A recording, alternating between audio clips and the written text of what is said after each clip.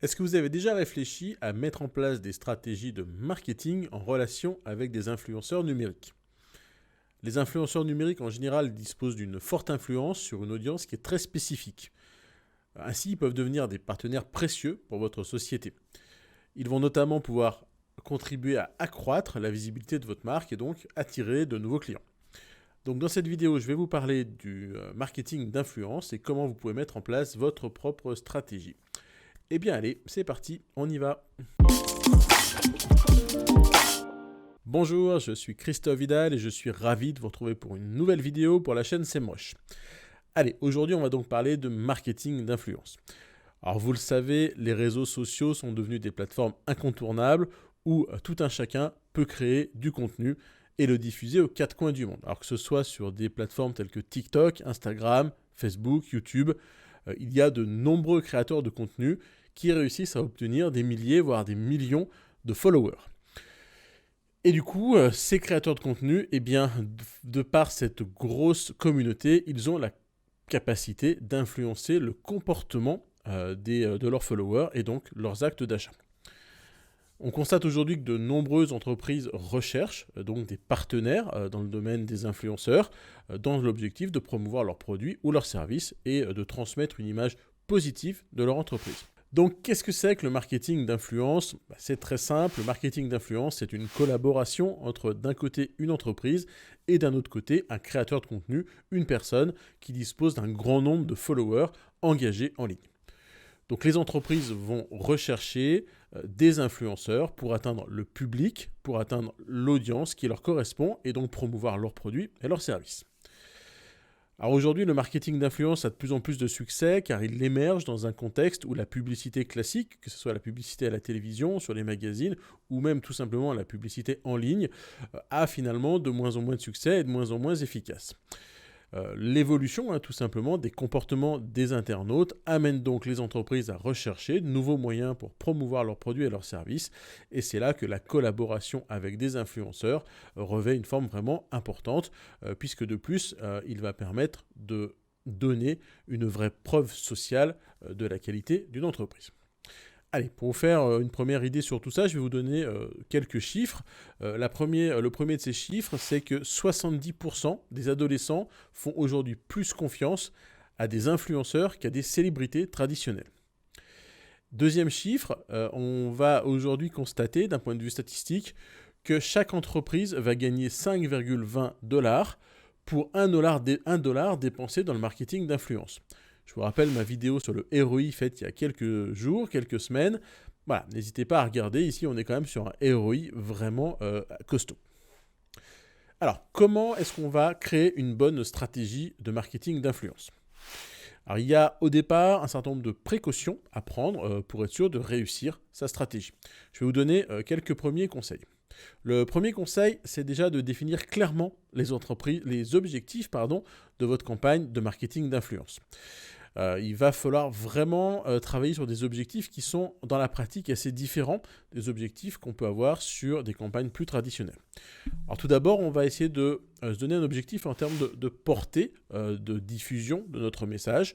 L'idée, c'est de chercher à faire connaître nos produits et nos services à une nouvelle audience, mais aussi surtout à une audience qui nous correspond. Donc la portée, c'est vraiment de définir cet objectif, c'est vraiment un objectif vraiment prioritaire pour vous.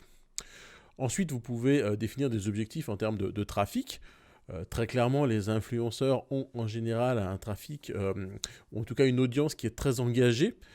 Donc l'objectif par cela, ça va être de venir augmenter le trafic de votre site web dans le cadre de cette collaboration. Donc il va dans tous les cas être vraiment primordial de créer des contenus optimisés, de qualité, qui vont se concentrer sur l'expérience utilisateur pour augmenter les chances de conversion.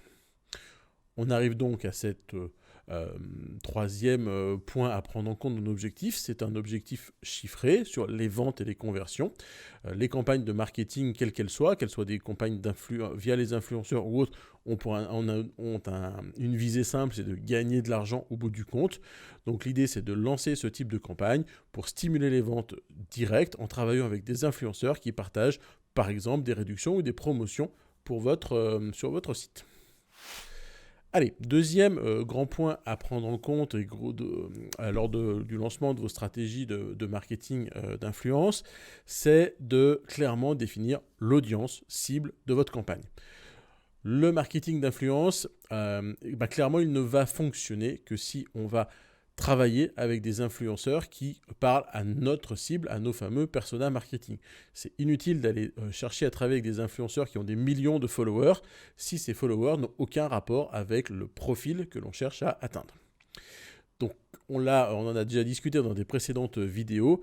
Il y a une très très grosse importance à ce stade-là de comprendre et de créer vos buyers persona de manière le plus précise possible pour que derrière, on puisse travailler avec le bon influenceur et donc avoir la meilleure personne pour influencer les décisions d'achat. Troisième point, il va falloir définir un budget. Vous en doutez, les influenceurs qui vont potentiellement avoir une influence sur plusieurs milliers, voire plusieurs millions de personnes, eh bien, ils ne vont pas travailler gratuitement et ils vont donc demander à être rémunérés pour leurs efforts. On va considérer que c'est quand même tout à fait logique, tout à fait normal. Vous allez avoir un retour sur investissement, on l'a vu tout à l'heure, donc ces personnes, il va falloir les payer. Donc définir ce budget va être l'une des étapes de départ de votre stratégie. Et très clairement, en fonction de tout ça, en fonction de notre cible, du budget qu'on va pouvoir mettre en place et nos objectifs, notre quatrième gros point, ça va être de trouver les bons influenceurs. On ne va pas forcément rechercher que des influenceurs qui ont des millions de followers. Peut-être qu'en travaillant avec des micro-influenceurs qui sont sur des niches très précises, on obtiendra finalement des meilleurs résultats que de venir peut-être dépenser très cher pour des influenceurs avec des millions de followers, mais sur un profil plus générique. On peut essayer de travailler sur des influenceurs qui ont par exemple déjà cité ou qui ont déjà parlé des produits concurrents. Ça peut être une bonne piste. On peut aussi et surtout essayer de venir comprendre, connaître l'influenceur, voir s'il a déjà fait l'objet de mentions négatives, si il peut être des fois engagé dans des clashs sur Internet. Vraiment, l'idée, c'est de réussir à trouver un influenceur qui va pousser une bonne image, une bonne dynamique pour votre entreprise. Ok, vous avez trouvé votre influenceur, vous avez démarré votre campagne. Eh bien, il va falloir maintenant suivre les résultats, vérifier que ça fonctionne. Alors, vous allez avoir différentes options pour suivre les performances de votre campagne. Vous pouvez notamment analyser vos résultats post par post en utilisant par exemple des balises hashtag. Vous pouvez aller beaucoup plus loin, évidemment, pour suivre vos métriques. Et je vais vous donner ici quelques exemples que vous devriez suivre si vous mettez en place une stratégie de marketing d'influence. La première chose que vous allez suivre, c'est le trafic référent. C'est-à-dire que c'est le trafic qui va être exactement apporté par l'influenceur. Donc là, ça va être assez simple. Vous pouvez utiliser des outils d'analytics comme Google Analytics pour rechercher, faire la distinction entre d'un côté les visiteurs directs, les visiteurs ici des moteurs de recherche et donc les visiteurs de type referral qui arrivent depuis des sites de référence. Deuxième indicateur que vous allez pouvoir suivre dans le cadre de votre stratégie de marketing d'influence, c'est la notoriété de marque. Alors forcément, ça va être un petit peu moins puissant en termes de vente, mais ça va vraiment vous aider à déterminer comment les influenceurs ont exercé leur pouvoir, leur influence sur les conversations qui vont concerner votre marque. Donc on a en général deux indicateurs KPI liés aux métriques de la marque. Le premier, c'est l'indicateur qui s'appelle le sentiment. Est-ce que les personnes ont un sentiment neutre, positif ou négatif vis-à-vis de votre marque? Le deuxième indicateur, c'est un indicateur de fréquence. À quelle fréquence, quel est le nombre de fois où une personne est exposée à votre marque? Indicateur suivant qu'on va suivre pour qualifier notre campagne, c'est l'indicateur d'engagement. Donc là, c'est tout simplement un indicateur qui va faire référence à tous les engagements que la marque va susciter, les likes, les commentaires de blog, les mentions sur les réseaux sociaux, les partages. Donc ici, il va falloir identifier comment les utilisateurs interagissent avec le contenu proposé par les influenceurs. Enfin, un dernier point pratique, c'est d'utiliser des liens traçables. Souvent, c'est des liens dans des formats courts sur lesquels vous allez pouvoir avoir des statistiques de manière à suivre ce qu'il se passe sur les réseaux sociaux. Je pense par exemple à des liens de type bit.ly qui vont vous permettre de vraiment savoir quand est-ce qu'un lien a été cliqué et d'avoir un suivi simple. Vous pouvez aussi bien sûr utiliser des liens contenant des paramètres de campagne qui seront réutilisés par la suite dans votre Google Analytics. Vous pouvez aussi faire appel à l'un des outils de la suite SEMrush, l'outil Brand Monitoring, qui va vous permettre de trouver l'ensemble des références qui sont faites sur les influenceurs et sur leur audience, ce qui va vous permettre d'ajouter une corde de plus à vos données Analytics. Ok, ça va être tout pour cette vidéo aujourd'hui. Vous le comprenez, vous l'avez bien vu, le marketing d'influence a un énorme potentiel aujourd'hui pour générer de gros résultats avec un très bon retour sur investissement.